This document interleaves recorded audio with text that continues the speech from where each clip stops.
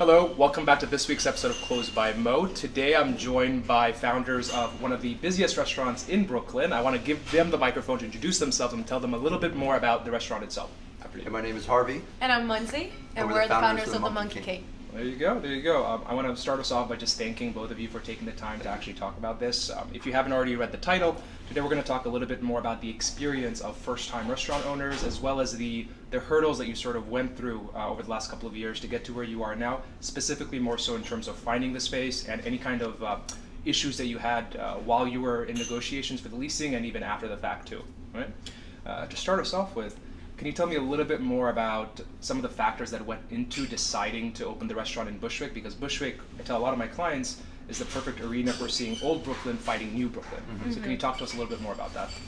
I think when we decided to find what's the location for our firstborn, the Monkey King, it was very important for us to pick Brooklyn just because we are both Brooklyn natives. Gotcha. I'm from East New York, Harvey as well, Canarsie. So I think we always had Brooklyn in mind, though we did look into Manhattan as well. Okay. Let's be honest, it all came Queens as well. But really it all came down to like the rent, the square footage. Bushwick particular because, you know, as you mentioned, Bushwick is in this unique transformation where it's fighting old Brooklyn but it's emerging. I think Williamsburg got priced out, so everyone's flooding over onto this side. Exactly. And then on top of that, the culture in Bushwick is so vibrant. You know, you get a lot of creatives, a lot of culture, a lot of artistic. Gotcha. So I think that was one of the things that we were looking into, but also I think the best part for us was that like Bushwick has so many venues where you have Brooklyn Mirage, you have House of Yes, you have Brooklyn Made, you have all these like big club music venues that are bringing in so many people on the weekends alone. So for us it was just like we knew what kind of concept we wanted to go for. Got it. Now we just wanted to make sure there was a demand when it came to the population. And I mean, 2024, Bushwick is literally the hottest neighborhood. Yep. Everybody post-pandemic is now flooding into Brooklyn, and this is the party like neighborhood. Absolutely. So for us to have our first ever restaurant ingrained into this community and be one of the best out there, you know, we're seeing that foot traffic coming every day without even having to put monetary budget behind promoting, marketing, or PR. You know, Gotcha. so that was one thing. I mean, I think we kind of covered like the overall view of the Got it.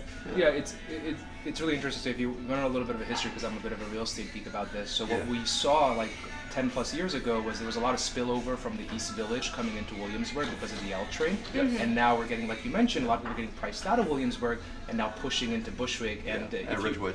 Bushwick, exactly. Bushwick, Ridgewood too, like in those parts of Queens. If you walk around, you'll see like old Brooklyn buildings and 2-family homes right across the street, new luxury condos going up, selling for like $1 million a pop, right? Yeah. So it's really interesting that that's like the mindset that you had when you were looking at the location. In terms of the physical space requirements, because I know you mentioned, hey, at the end of the day it was like square footage and like requirements that you had. Can you talk to me a little bit more about what requirements did you have going into it? And I want to preface this by saying some of the people that might be watching are probably looking for their very first restaurant space too. So if you could approach it with that context would be very helpful. Yeah, I think like square footage was something that I think we kind of played. I think it wasn't something that we had like a definitive idea of, I believe. I'm just kind of like thinking back on it. You know, depending on the type of as we were. We obviously didn't want a very small restaurant. Yeah. We wanted something fairly medium sized, just to make sure like everything when we had in mind for like our kitchen equipment as well as our dining, how many seatings, turns we were gonna do. We had that in mind, but we really didn't have an idea of like how much square footage. Just something that was like in the medium range. Yeah. Like we had started off with kind of, you know, a lot of like, you know, in-depth conversations about, you know, what type of concept we wanted, right? From there, like what we wanted, you know, we kind of worked on a couple of pillars, like foundational pillars as to what we wanted, eventually saw for the Monkey King, when it eventually would become manifested in the physical location. So like these were a couple of things that we wanted to see, like in terms of, you know, what type of audience we wanted, you know, our concept to appeal to, what was the vibe that we were trying to go for. you know, kind of also competition. Got it, You got know, is there a need for such a concept in certain In the area, neighborhoods yeah. in the area? The type of demographic we were looking for, you know, like whether it's more single, you know, white collar working individuals Sure. or families and whatnot, and you know, we had explored multiple locations across the city. You know, whether it was Manhattan, like once you said Manhattan, you know, Queens and Brooklyn.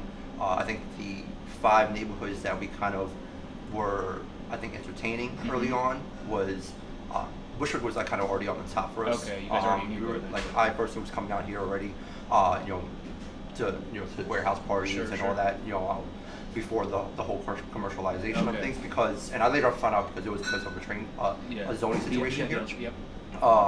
So, you know, Bushwick was one of the top options for us. Williamsburg, like once you had said, Greenpoint. Well, actually, Williamsburg was Yeah. like our top option. Was it? Oh, Oh, yeah. yeah. But Okay. again, Williamsburg priced has out. already made it. Yeah, It's yeah. so expensive. It's almost equivalent to like Manhattan at Yeah, this I point. got you. So Yeah. as much as we did want Williamsburg, Bushwick was like No, I that feel it. like Yeah. second. I agree. In Queens, there was Long Island City. Yeah. We had also looked at Lower East Side. Lower East Side, Mm. and those are the Yeah. 5. Yeah. So what I'm hearing then, and this is like very new to me. Yeah. You started initially with the concept, the idea of Monkey King, how you wanted it to feel, and then my girlfriend taught me this word like Mhm. a vibe. Like you worked with the vibe, say, hey, which area fits with our vibe, Yeah. the concept that Yeah. we're going for, right? Something that we would always recommend for anybody that's looking to open their own restaurant is always make sure your concept is fully thought out, because everything that all the next steps that you're going to be taking Okay. is tied to that, right? So if you're trying to do a concept where it's more clubby, you cannot sit on a space that's like what, 1,500 Yeah, square yeah, feet I footage, gotcha. you know? So like the concept really helps guide when you're searching for spaces of what you want and to Okay. see if it like, you know, when you walk through the space, Sure. you're envisioning everything, Yeah, right? So absolutely. if the concept cannot connect to the space, then Then- that's your like sign that this is not it for you. Got right it. That's so interesting. So I would have figured the other way around. I would have figured people start with the budget and then they sort of work their, adjust their concept. But maybe you guys did have that conversation of like, hey, we have a concept. We sort of looked at things that are maybe a little bit out of our budget, and then you sort of compromise maybe. I don't You know. should always Yeah. have like a Yeah. high end, low end, and Yeah. then mid tier budget, Like what you're right? willing to pay, you know. Yeah, Obviously, at the end of the realistic. day, like there's no point of having a concept that is beyond your financial means to take absolutely. on, right? Absolutely. One thing that you had mentioned, I think Munzzy had mentioned in terms of like kitchen space and kitchen equipment. Yeah. Talk to me a little bit about this space in particular. The build out of the space. Did were you looking exclusively at spaces that already had like kitchen equipment and things like that factored in, or was this something that you're like, hey, we're okay with starting with a blank canvas? Ideally, I think we've looked at turnkey spots. Mm. A lot. It was unique for us because we kind of when we came across the space through one of our colleagues who was a realtor, and the moment we laid eyes on kind of the landscape and the layout of what was available, it just felt like it felt right for us. That's So good. we kind of was like we saw all these different spaces and didn't really feel like It didn't we connect, didn't really, there's no spark. we didn't really There's no spark. identify with it. I got you. So once That's we got good. here, we saw it, for what it was. It was, this space was completely white box. Yeah, We we kind of briefly touched upon earlier, Bushwick. Specifically, this part of Bushwick, there's a ton of warehouses. So a lot of them are not zoned for commercial commercialization. Exactly, for residential, Yeah, for, so it was mainly manufacturing. restaurants, So we were able to kind of work with our landlord early on, and being able to kind of work through the lease Got to it. be able to kind of make it a much more commercial.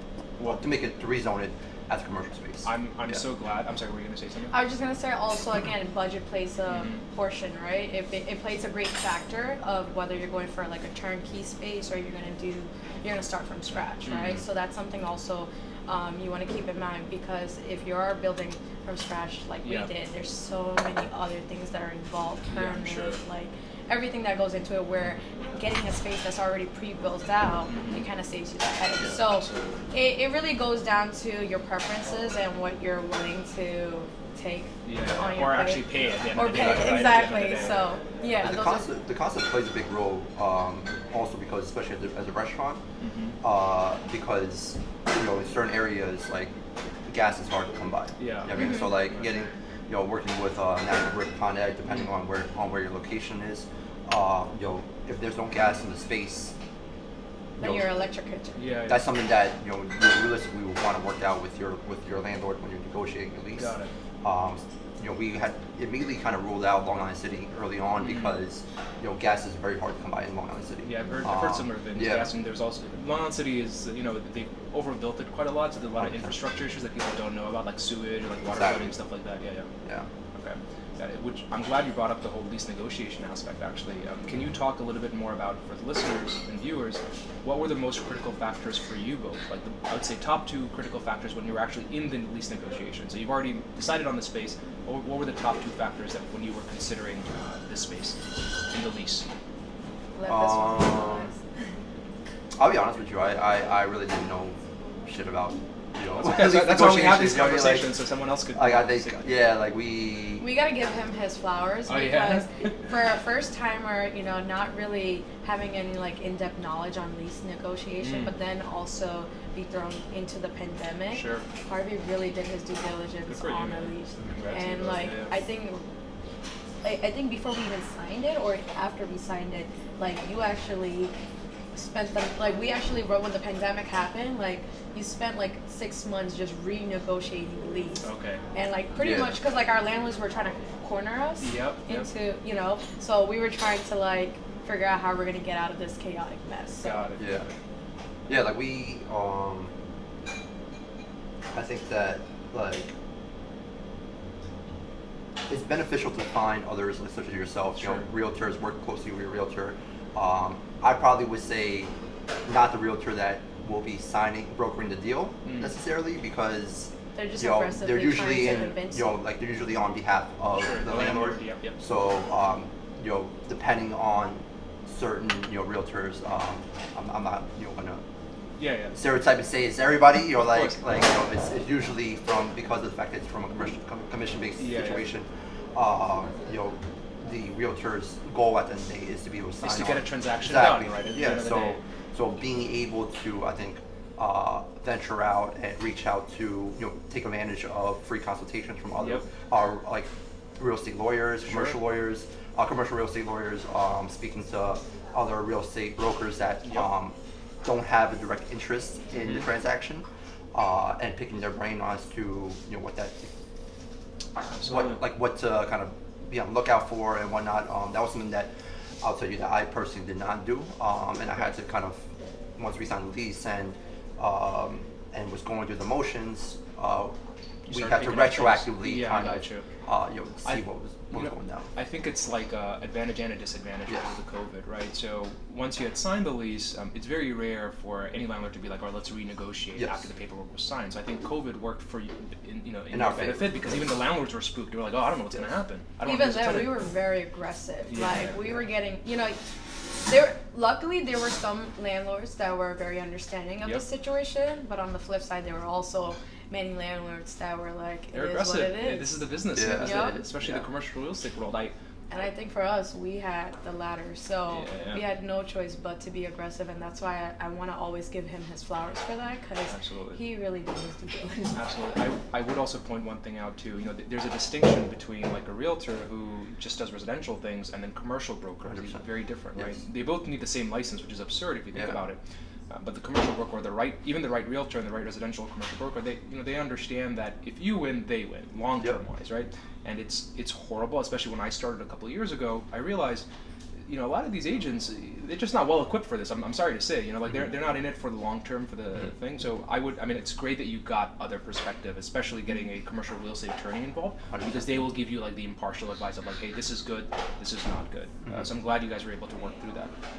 In terms of the actual lease, now this is where it gets like really dicey, and I really want the listeners and the viewers to learn this, because I field maybe like 5 to 10 questions a week from people that are like, hey, I'm opening a fried chicken spot, and this is what the landlord's telling me. I get all these random questions.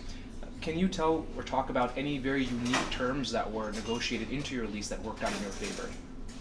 That worked out in favor? Maybe just one or two things that come to your mind. I think like mainly, whether or not you have a turkey space or a white box space, I think top priority is kind of negotiating your base, right? Giving yourself enough of a financial runway, on behalf of the landlord, where they're going to be able to understand that, hey, like I need X amount of time, or a reasonable amount of time to build out my space, or if it's a turnkey restaurant, like to update the interior.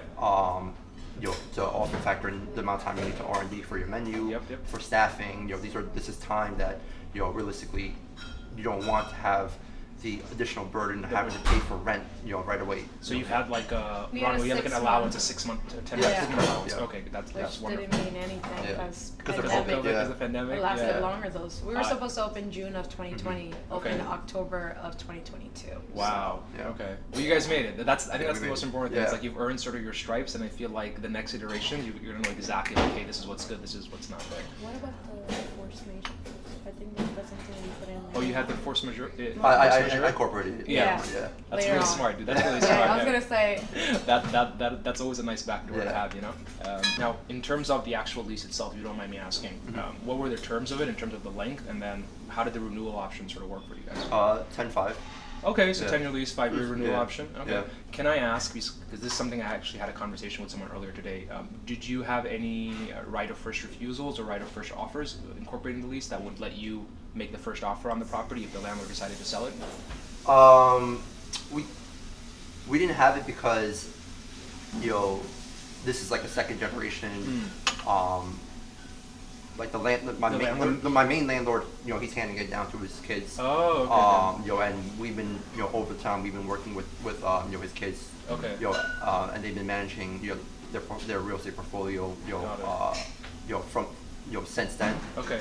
And taking on the responsibilities, and I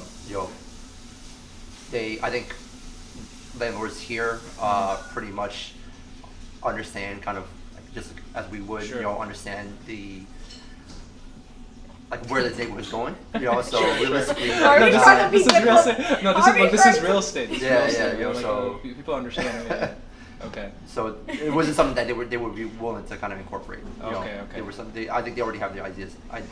Our landlords specifically already have the ideas as to where they want to take this. Got it. Yeah.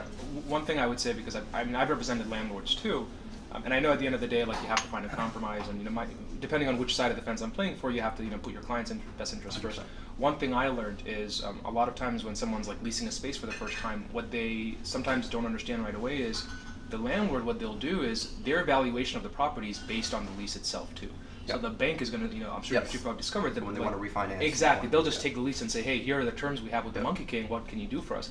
That's why when I've fielded questions from past clients that are like, why is my landlord being so aggressive on this? I'm like, this guy's going to take the lease and go straight to the bank. Right? They're not going to they can. This is like a note for them. They can go and get. It's literally a check. It's a check. Basically, it's a check. Like, hey, the bank will be like, oh, let's look at the lease. It looks great. That's it. Them more money. Exactly.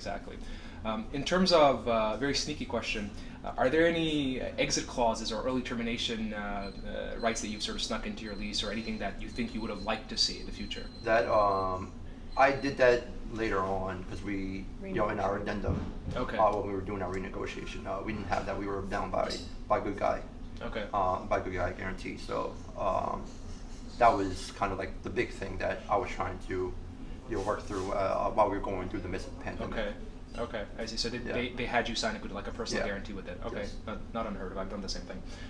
In terms of the responsibilities that you both have as tenants in the space itself from the landlord, are you responsible for the maintenance, or what typically will happen? Okay, so you're responsible for everything that goes on in the space. Okay, that makes sense. You sign this is it's so funny. You know the story I'm gonna tell? So when you sign a lease, you sign a lease with the space as is. Okay. Not always. Well, but in most spots here. Most spots, right? And then you want to talk about the time when you poked the ceilings?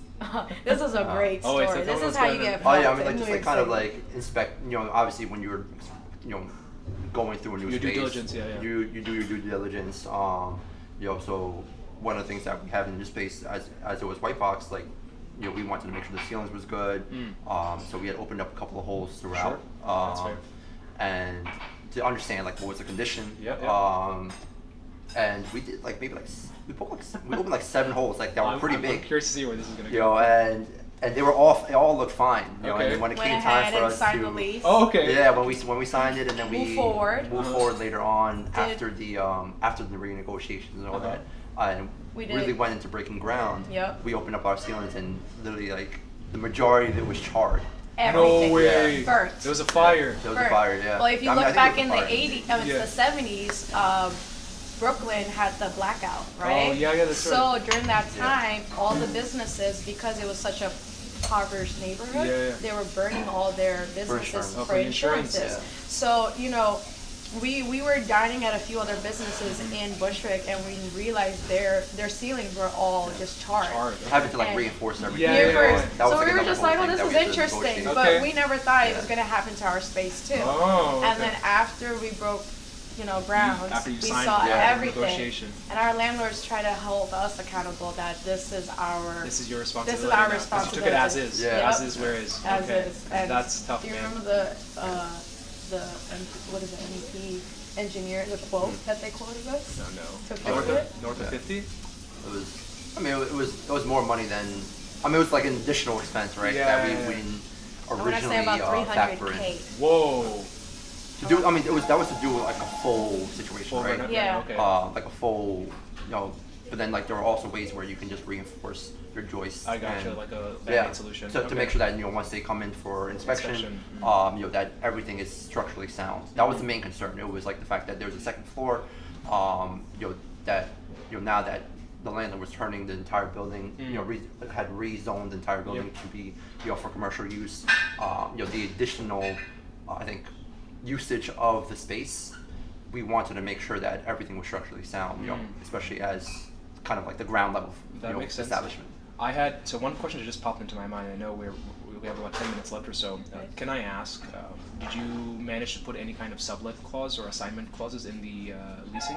I mean, we didn't, because we knew what we were going to do with the space. Okay. But I think, like, you know, for others that, you know, imagine, I mean, because like since the pandemic, you know, ghost kitchens have popped up. You know, running multiple concepts out of your restaurant, you know, or allowing things for pop-ups. You know, these are all things that I think are being thought of now. Okay. But I think prior to that, it was really a common thing. I gotcha. Yeah, and it's just something I started doing actually earlier this year. Was now that especially when someone's like a brand new business owner, like I want to have a space because the business has been going well.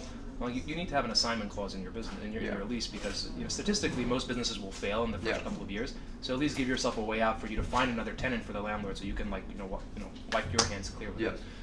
Last couple of questions. I guess a question for the both of you. Would like to hear from you. Have you ever had like a dispute related to the lease, and how did you resolve it? How did you guys resolve it? With the landlord, of course. Munzzy's much more enthusiastic about, you know. Maybe pick like your best story, something that like other people could relate to, that you're like, hey, I never thought this would even be an issue that you would experience. I mean, I think a lot of what comes out of, you know, like agent experience is a big thing that I don't think we factored in earlier on. Like agent or broker? No, age. Oh, agent experience. Agent experience. You know, that we factored in early on because, like, for example, we're in, like, you know, specific to our situation, you know, like our landlords now are actually only a couple years older than us, you know, so. It's the next generation now. Got it. So, like, you know, when it comes to that, and when we're kind of like we're newcomers to the game, they, you know, they have this real estate portfolio, and, you know, obviously they're putting time into it and learning as much as they can to be, you know, effective landlords, and knowledgeable landlords. Like, you know, sometimes I think, from our experience, ego kind of gets in the way. I'm sure. And like it does more harm than good. And ideally, I think coming into it, being as knowledgeable as you can and being open to having open line of communication, you know, and a mutual respect, will pay dividends, you know, in terms of it being mutually beneficial for both sides. Absolutely, and I think you answered the next question I was going to ask, which is like, what are tips that you can offer for fostering like a positive relationship with your commercial landlord? I'm glad you addressed. One last question for each of you that I'd like to hear from. Based on the experience that you had over the last couple of years, if you could give one tidbit of advice to anyone that's considering opening their own restaurant space, what would it be? I'd like to hear from each of you, like the number one tip. I would say just do your due diligence. Do your due diligence, do your research, ask the questions, don't be afraid of looking stupid, because, like, you know, everyone had to start somewhere, you know, and if you're going into something where you have no knowledge, you're better off just, you know, asking right away, getting as much information just to protect yourself, right? Because New York City is a They're sharks, man. This is Yeah. real estate. These are sharks that you're dealing with. So you Everyone's need to nice just in the come front. prepared. Yeah. Everyone has their own secret agendas, Yep. and as much as you can be fostering a positive relationship with your landlords and everything, Yep. there's always underlying motives, Yep. and you just always want to stay one step ahead. Yep. Like I say, There's don't. not really motives. I think No. everybody's Everyone's for their own agenda. Like, Exactly. Everyone's got their own everybody's agenda. bills, Yeah, yeah. Everybody has their own As- responsibilities. Yeah, yeah. Yeah. And and financial obligations. So I think understand that you don't need to be best friends, Yeah, but just yeah. like the due Just do your diligence due and being diligence. understandable. Yeah. And what would be your top bit of advice for anyone looking at new spaces for their first ever restaurant? I mean, like, just kind of piggybacking off of Munzzy's, advice. I think also being okay, like, not overdoing it, right? Like, yeah, you could do your due diligence, but there's only so much that based on your experience level. Like, if it's your first time, Yeah. You just gotta no roll matter with how the much due punches. diligence you Yeah. have, like, unless you have, the best, commercial attorneys, Sure. in your back pocket, to line everything up for you, you're not gonna have an ironclad, Sure. perfect first lease, right? Yeah, So just being okay with, walking away saying that, like, like after you sign it or move forward with signing it, knowing that, hey, like, I did the best I can. Yep. Fostering that relationship with your landlord, where they will be willing to speak, and from there, like, whatever's not in your favor, just learning from that, Yeah, like, yeah. and, we do this kind of for, I believe, like, for restaurateurs, especially, when we saw one restaurant, one concept, we definitely wanted to do the best it can, but also, like, we want to develop the experience to open more concepts in the future, Yeah, right? yep. And you just gotta go through the You process. just have to go through the motions. Yeah, you gotta and- get burned a little Exactly. bit just to learn Exactly. your You lessons. You gotta put the know? reps in. That's Yeah. what I tell everyone Yeah. too. Like, you're not gonna, and I tell a lot of my clients this too. It's like you have to factor in a certain amount of, like, you're not gonna know everything. Yeah. And if you're Be not okay with that. Yeah, exactly. And if you're Yeah. not okay with it, you're not built to You do it. can't Yeah. you can't You have a never business. start. It's a mentality thing, Yeah, Yeah, and yeah, it's just exactly. like when things hit the fan. Yep. You just gotta make sure that you're prepared. And I think for us, like, the pandemic really challenged our mentality because when we entered this dark period of time, I mean, we paid rent for almost 3 years with no business. Really? right? So you guys were still, even after the renegotiation, there was like no factor. Okay, Oh, well. no, we had But you We had like- some. we- window. we yeah, had we had extended- some, but we had we- extended payments. It was just the fact that I think what Munzzy's trying to convey is the fact that because of the fact we were a new business, we didn't qualify for any PPP assistance. Yeah. So a lot of it was Coming beyond out of the our own heavy funds. hurdle, Yeah. like, financial investment that we were putting into the space to build, Sure. completely build it out, from scratch. We were eventually had to pay rent, on that, Of course. because Yeah. it was, I got you. yeah. And then again, we were supposed to open June, right, of 2020. So we already had this, like, roadmap Yeah, timeline that, okay, by June we're gonna be opening. We can, like, at least bring in some sales. So when Yep. that didn't happen, yeah, It's a we went struggle. into this, like, People don't talk about how, like, it eats away at your psyche because you're like. we really went through some dark times. I think I remember we had that conversation. Do we cut off our arm to save the rest of the body because we just broke ground, right? Yeah, yeah. Pandemic just started. Yep. We don't know how long this is going to happen. Either we could just cut our losses right now, and yes, there's a few Yep. dollars in the hole, but, like, to the amount that it could Yeah, yeah. potentially be, we had that conversation multiple times. Like, what do we do? So what I was gonna say is just, like, sometimes when you're going through your dark times, those are just blessings Yep. in disguise. I And agree. for us, one thing for us, what we discovered is, like, the pandemic really challenged our mentality, and coming out of it, emerging and still be here, Yep. thriving. We see any, like, Just beginning. yeah, any L's that comes our ways, it's like, like, let's we turn can do into it, a we can W. handle it. Yeah, we got yeah. this. Like, Yeah, if the absolutely. pandemic didn't destroy us, like, bring it on. Like, That- and we'll go through it, and, like, whatever tough situation you have on your plate, it's only meant to, like, build you, and you're gonna learn from it. Like, it might sound shitty, or when you're going through it, it's like this horrible problem that you have, but you're going to learn, and down the line, that's just another lesson you learn. For us, like, if we were to open another concept, Yep. best believe, with our lease, there's so many things we You know. already Maybe know Harvey now, will yeah. poke more than, like, 10 Yeah, holes this yeah, time. yeah, There's gotcha. certain things that we went through that, we had to go through for us to now know next time. So you just got to go through the process. You can't always have it. I agree, and it makes me so happy to hear that because number one, you've survived like something a lot of people just did not make it out, right? And there's a lot of things you'll hear on social media. You'll only hear about the success stories, but I want to stress, like, opening a new business itself is very risky, and like doing it through the pandemic and surviving, and not just surviving but thriving. Hats off to you guys, because I know, especially an industry that no one wanted to get into. Exactly. And I'm sorry for interrupting, but like, I have dark days too, and it's because of the things that are outside of our control, and you have to sort of look at that and say, am I still crazy enough to like keep wanting to do this? Right. And you know what? It's the people that say yes and they keep persevering. Those are the ones that end up surviving and thriving, like even later on. So like in your instance, like the next time you want to open up, your new concept, I'm sure you guys have a roadmap already. It's going to take you less than half the amount of time it took you for the first one, right? And I feel like that is hopefully. Hopefully. It definitely will. I consider, like, I talk to a lot of folks, and I feel like you guys have like that mindset of like, hey, let's just, how do we get this done? There's no plan B. How do we get across this brick wall? Especially for us, we're the oldest of both our immigrant families. We quit our corporate jobs. Failure is not an option for us. It's do or die on this project, right? Absolutely. So I say it's not a matter of if, it's just a matter of when. We know we're going to the top. It's just a matter of when. Exactly. Cool. All right. Well, thank you guys so much for making the time to chat. I appreciate it. And thank you so much. I think this is, again, when we started this project, there wasn't like. There wasn't a guidebook of how to open a restaurant 101, right? I think there is that, like the restaurant for dummies, but it just gives you the basics. So I think having these type of conversations is very needed for anybody that's looking to, whether they're trying to open their own restaurant or just a brick and mortar. And we just want to say thank you so much for doing this for the community. Thanks for having me. Yeah, absolutely. All right, guys. Thank you so much. And